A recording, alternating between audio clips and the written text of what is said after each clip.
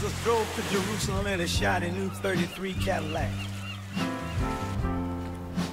He gave the keys to Peter and Peter done drove it back.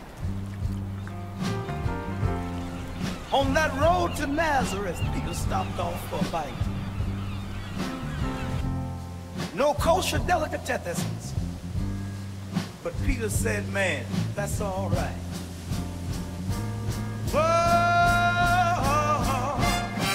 Bah écoute, là on se trouve sur Yvinec, la petite île sur laquelle j'ai eu la chance de grandir, Bretagne Nord, Côte d'Armor. C'est un lieu qui m'a appris énormément, auquel je dois beaucoup.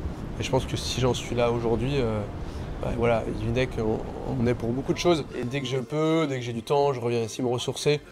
Et c'est là où j'ai tous mes amis, c'est là où je connais tous mes petits coins de pêche à droite à gauche. C'est ici vraiment que je me sens le mieux, c'est ici où j'ai vraiment l'impression d'être chez moi, quoi. J'ai vraiment une relation très particulière avec Yvinec et ça me ramène beaucoup de souvenirs aussi avec mon père, avec mes cousins, enfin voilà, que des beaux moments. C'est un peu comme un refuge, hein, c'est, ouais, clairement, moi c'est mon abri, c'est un lieu assez magique, quoi.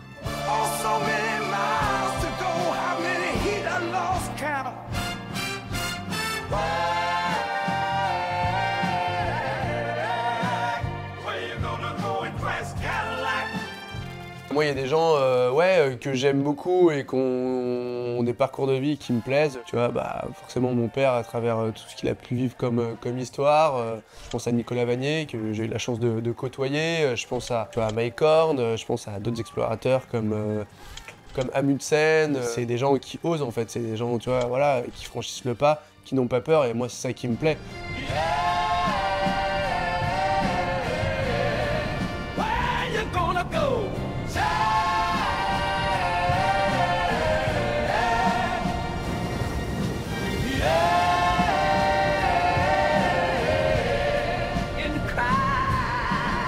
Au final, tu vois, quand je suis parti faire mon premier tour du monde avec Monique, j'avais besoin de partir, j'avais besoin de découvrir des nouvelles choses, mais je savais que voilà, l'endroit où je voulais être, c'était Yvinec. Et j'avais d'ailleurs une photo de chez moi dans mon petit carré. Il n'y avait pas un jour où je me disais pas « Ah, j'ai envie de rentrer chez moi », tu vois. J'ai toujours cette envie, ce besoin d'aller voir autre chose, ça c'est clair, ça s'arrêtera jamais.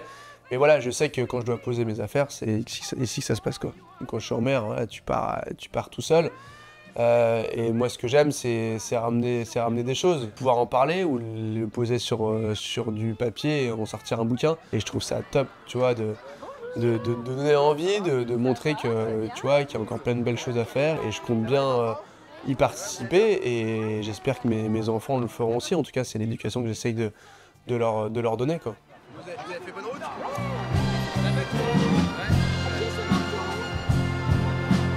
Ouais, il y en a quelques-uns que je connais, ouais, carrément. Je connais les parents aussi, tout ça. Lui, je connais ses parents, par exemple. C'est quoi l'épicerie de Plougascan, hein? Oui. Est-ce que vous avez reconnu le bateau ou pas? Il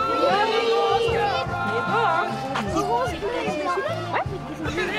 Bah, il y a Thierry aussi. Oui, mais je sais. Et toi, donc CM2, donc l'année prochaine, c'est 6ème alors. Tu vas où, à Trier?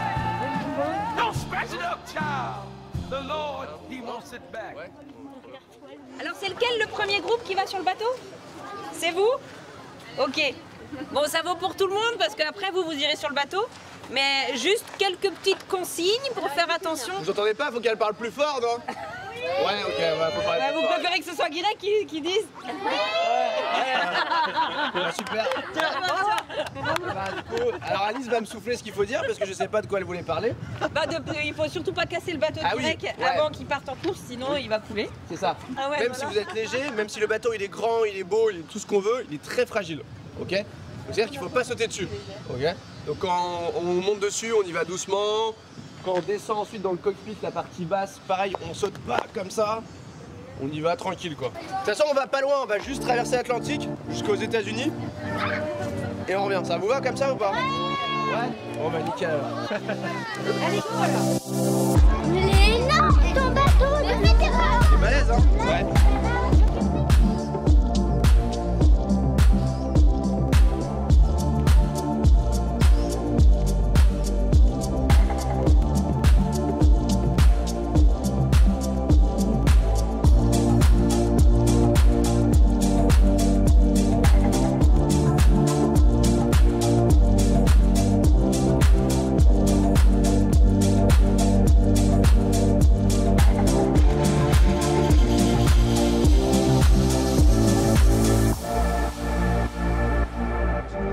Alors pourquoi mon réveil en fait il est désagréable, vous pensez?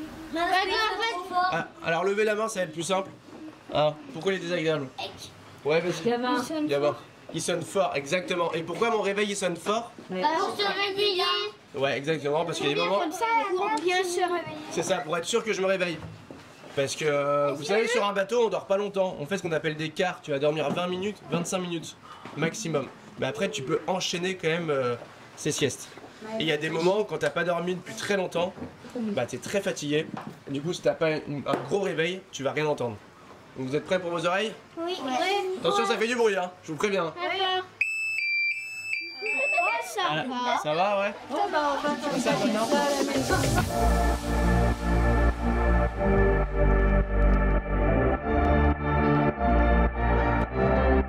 Pour avoir la joie des gamins, leur sourire, tu vois, leur naïveté, avec toutes leurs questions et tout, ça me procure vraiment du plaisir. Moi, j'ai toujours eu la fibre des enfants. On a beaucoup de demandes aujourd'hui, et en fait, je pourrais passer mon temps tous les jours à aller dans les écoles pour aller raconter mes aventures et partager ça avec eux. Tous ces enfants, c'est l'avenir, c'est demain, et c'est eux qui vont l'écrire. Et en fait, c'est vrai qu'aujourd'hui, quand tu observes un peu ce qui se passe, ça peut vite être démoralisant. Franchement, c'est pas très gai, quoi.